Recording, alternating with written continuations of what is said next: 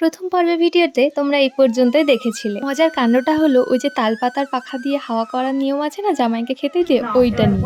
খেতে লাগো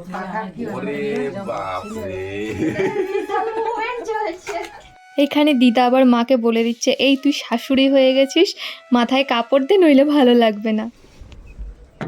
শাশুড়ি বলে মনে হচ্ছে মাথায় একটুখানি কাপড় রাখ, তবে তো শাশুড়ি বলে মনে হবে।